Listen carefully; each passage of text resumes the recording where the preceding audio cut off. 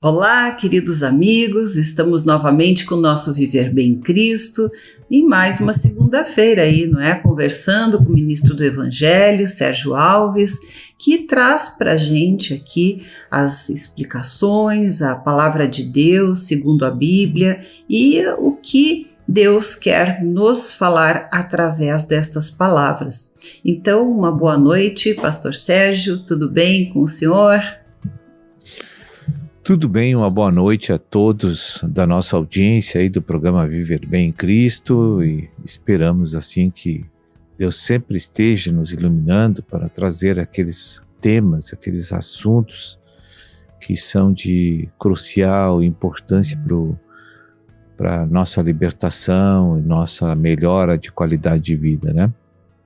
É verdade, como são importantes. A gente, cada vez que se dedica a estudar a Bíblia em grupo, como nos estudos bíblicos, né, nas famílias, né, os grupos familiares, como chamamos, sempre é um momento muito rico onde se aprende e se conhece um pouco mais sobre Deus e o seu modus operandi, como se diz, né? Como é que Deus funciona, o que Ele quer, enfim, o pensamento dele, que, como diz a Bíblia, não são os nossos pensamentos, né? Mas então vamos, né, falar um pouquinho hoje sobre o que está no versículo 7 do livro de João, capítulo 7, versículo 7, que diz: "Não pode o mundo odiar-vos, mas a mim me odeia, porque eu dou testemunho a seu respeito de que as suas obras são más." O que Jesus, né, quis dizer com esta frase? Jesus, o Filho de Deus, né, que foi enviado em forma de homem, em carne para a terra, quando ele chegou aqui, né, ele começou a viver em família, né, e chegou a uma certa idade, ele começou a mostrar um comportamento que deixava as pessoas constrangidas e convictas de que os procedimentos delas e os pensamentos delas não eram bons. E isso, muitas pessoas, olhando isso, ficaram constrangidas e até se converteram. Enxergaram os erros. Exato. Começaram a ver seus erros, se arrependeram, confessaram e se voltaram para Deus para continuar melhorando a sua vida. Em contrapartida, outras pessoas olhando para o falar e para as ações de Cristo se sentiram agredidas, expostas, porque os pensamentos deles eram maus e as obras, o viver deles estava condenado por causa da amostragem santa e pura de Jesus em sua vida. Então isso gerou uma animosidade muito grande e muitas pessoas queriam ver ele morto, né? Queriam que ele desaparecesse, porque as suas obras eram más e eles precisavam continuar fazendo aquilo porque gostavam e porque aquilo naturalmente rendia um certo lucro para eles, né? Então veja que dificuldade que nós os cristãos também enfrentamos, né? Porque vai chegar, tem muitas pessoas que não gostam da gente, né?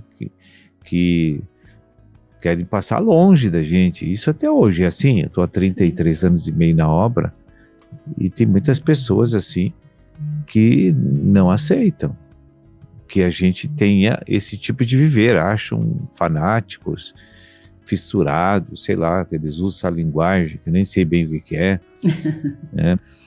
Então eles não gostam da gente porque nós temos uma maneira de viver que dá um testemunho de que Deus ressuscitou dos mortos o seu Filho.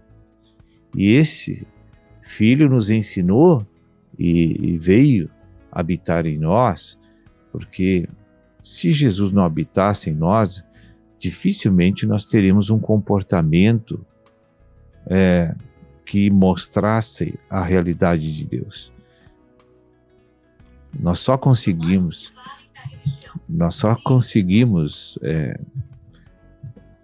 ficar em paz aqui se a gente viver de acordo com os preceitos humanos, né?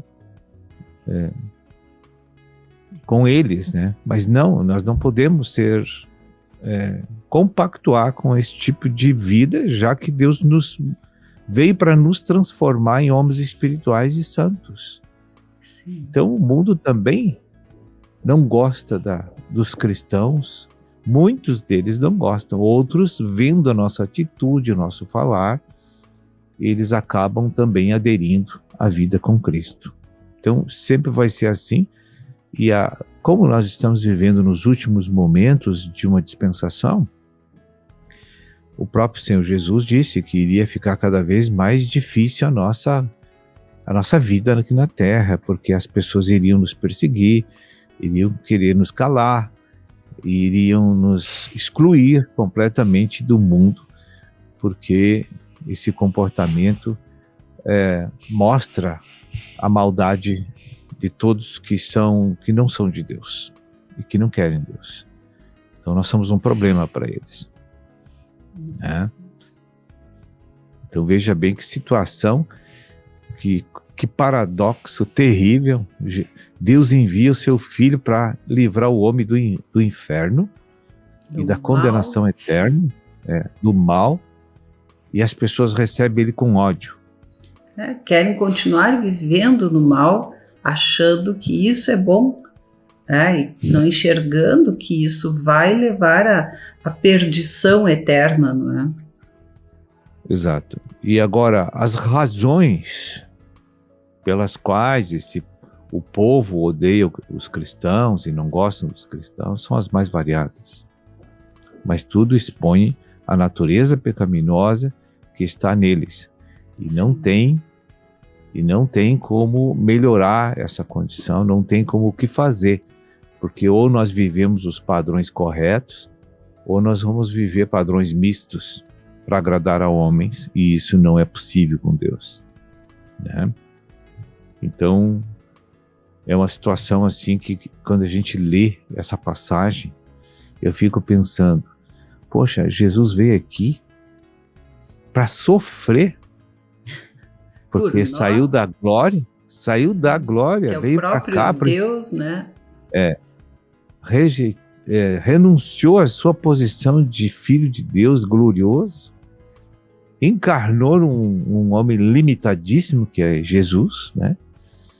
E para aguentar desaforo, hostilidade, descaso, indiferença, ódio, e ainda, mesmo assim, ele amava todos aqueles que faziam mal para ele.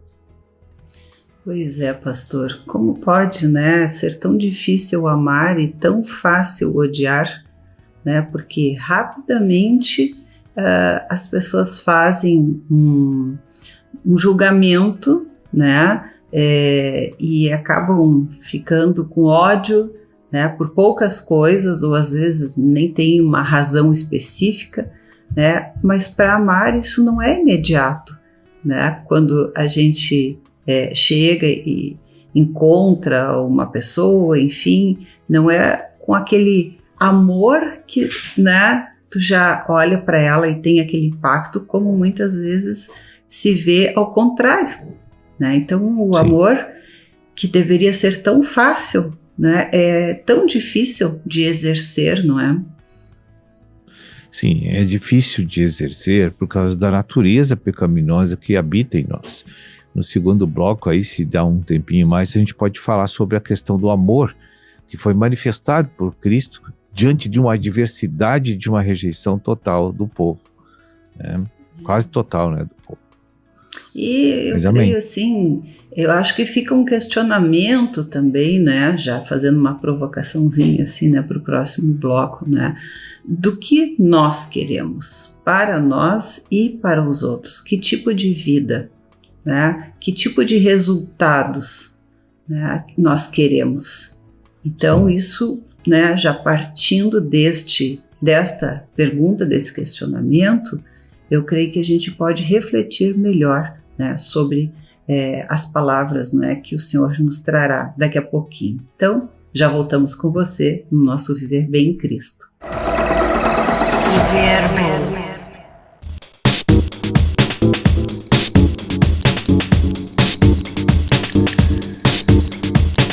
Estamos de volta e continuamos a falar sobre amor e ódio, né? O amor de Deus, né? E aquilo que se opõe ao amor de Deus que está dentro de nós.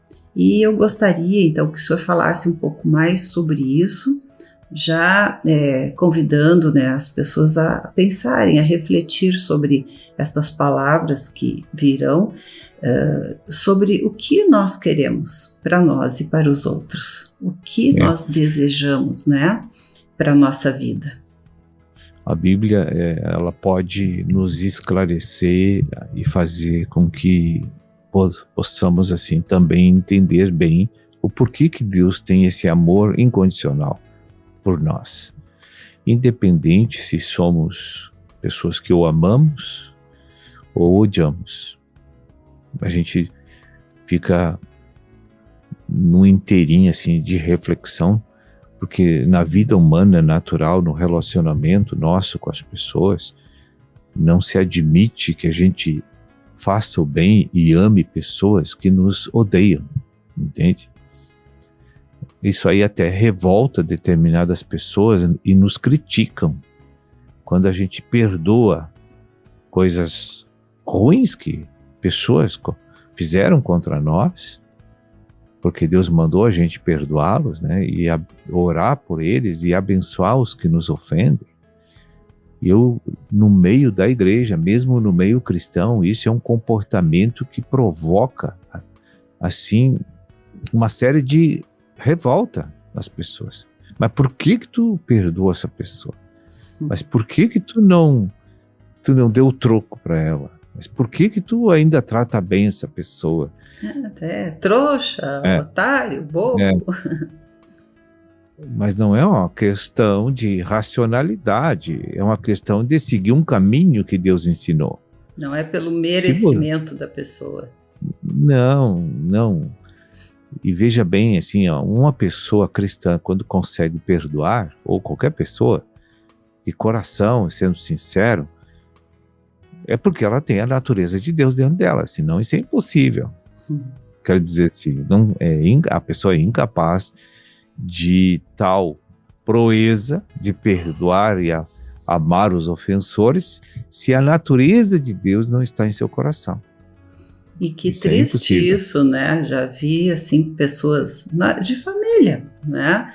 Que passaram a vida inteira odiando outra pessoa, né? Outro familiar, até que chega o final da vida, né? E aí, passou uma vida inteira odiando uma pessoa. Isso é uma coisa terrível, né? Então, quando Jesus veio, chocou as pessoas. Porque desde o início do seu ministério, que foi com 30 anos, né, até os 33,5, quando ele morreu, foi o ápice da sua aparição pública em seu ministério. Então as pessoas olhavam para ele e não compreendiam como é que ele tinha tanta paz, tanta mansidão, tanta humildade, sendo ele o Filho de Deus. Veja que muitos dos malfeitores, como aquele que estava do lado dele na cruz, se arrependeu no último momento por causa das atitudes de Jesus com aqueles que estavam cravando pregos nele, aqueles que estavam cuspindo no seu rosto, aqueles que arrancaram as suas vestes, né? Aqueles que chicoteavam ele, que abriu o lado dele com a lança, e ele dizia que o Senhor tivesse misericórdia deles e perdoasse eles, porque não eram somente eles naquele momento que estavam fazendo aquelas coisas, porque eles não sabiam o que estavam fazendo. E é verdade. Verdade, as pessoas não têm noção do mal que estão fazendo, principalmente para si próprias, né, quando tem esse tipo de atitude. Então, ser mal e odiar é totalmente natural para quem não tem Deus no coração. É isso que a gente tem que entender. Como é que você vai dar algo que tem aqui dentro que tu não tenha? Verdade. Entende? Então Jesus, diante de qualquer tipo de tratamento que ele recebia, ele só tinha uma coisa para dar: o perdão, o amor, a paciência, né? A humildade, a mansidão, porque na sua natureza havia uma compulsão dessas coisas. É normal, fluía natural, porque vem de uma natureza. Então, se Jesus quisesse fazer o mal para uma pessoa, ele não conseguiria, porque ele não tem o bem e o mal como nós temos na natureza caída. E ele jamais conseguiria ser maligno com a pessoa, porque dentro dele não tem nada de malignidade, só tem amor. E as pessoas custam entender que o comportamento de uma pessoa depende do comando da natureza que está dentro dele. Hoje, por exemplo, todos nós que somos nascidos da água e do Espírito, nós temos duas naturezas dentro de nós, que uma vai crescer, a outra vai desvanecer e terminar. Que é a natureza divina, que já entrou no cristão, e a natureza humana, carnal, caída, tende paulatinamente, à medida que essa pessoa busca Deus, obedece Deus, conhece Deus, aquela natureza vai perdendo o seu ponto de governo dentro da nossa alma. E ela vai terminando, ela vai enfraquecendo, e daqui a pouco é que nem aquela lei física que eu sempre falo, dois objetos não podem ocupar o mesmo lugar no espaço, né? Da mesma forma, essa lei, para compreender o que acontece espiritualmente numa alma humana, não pode Satanás e Deus ocupar o mesmo lugar no coração do homem. Um tem que sair para o outro entrar, e vice-versa, né? Porque agora, o que tem dentro da nossa alma é uma expulsão, porque Deus está entrando e está mandando embora a natureza pecaminosa, que ela é energética, ela não é física, a gente tem que entender isso. Ela é espíritos que influenciam nossas faculdades da nossa alma e nos convence a agir pecaminosamente. Sim. Então, é por isso que Deus compreende os nossos pecados, tem paciência com eles e nos perdoa. Porque Ele sabe que a nossa condição é aquela desgraça mesmo. Entende? Pobres, miseráveis. Ele não pode cobrar. Ele não pode cobrar a santidade de uma pessoa que está crescendo em vida recém. Né? E Deus sabe que não é assim. Agora, para fluir o amor de Deus, é só o que pode fluir diante de qualquer coisa que você fizer para Ele. Seja coisa boa ou seja coisa ruim. Vai fluir amor, porque não tem outra coisa para dar. Sim. Mas a gente tem que se espelhar nele, né? Porque Jesus não veio só para ensinar, né, na teoria, mas ele veio praticar o que dizia. E isso demonstra que é possível, porque ele veio em forma de homem, né, viveu entre homens, com as circunstâncias humanas enfrentadas, como nós enfrentamos, né, aqui na Terra. E mesmo assim, ele não pecava, né, fazia conforme as instruções do Pai. E isto eu creio que denota que é possível, né? Se a pessoa quer, ela pode conseguir isso. Ela buscando pode receber essa transformação, né? Que é mais do que possível, é fazer como ele fazia, né? Que vai dar certo, né? Vai dar certo. E o que eu acho que o que as pessoas não veem, pastor, é o benefício que isso lhes trará. E eu estava lembrando, o senhor falou no primeiro bloco sobre a questão do dinheiro, dos ganhos materiais também que os fariseus, enfim, aquela população lá que queria matar, né, Jesus por interesses financeiros, né, entre outros, eu lembrei que tem uma passagem que diz, né, de que adianta ganhar o mundo inteiro e perder a sua alma, né? Que o mundo inteiro, para nós usufruirmos, são poucos anos, né? Muito poucos anos. Até porque quando chega a época do envelhecimento, já não se consegue mais, né, fazer as coisas que fazíamos com 20, 30 anos. Então, que proveito, né, isso trará?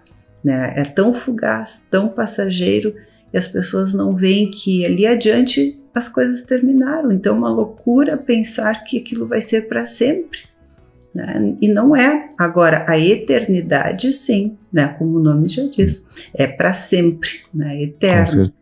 E aí a nossa alma, né? Para onde ela vai, né? E depende do que nós fomos aqui para determinar o destino dela.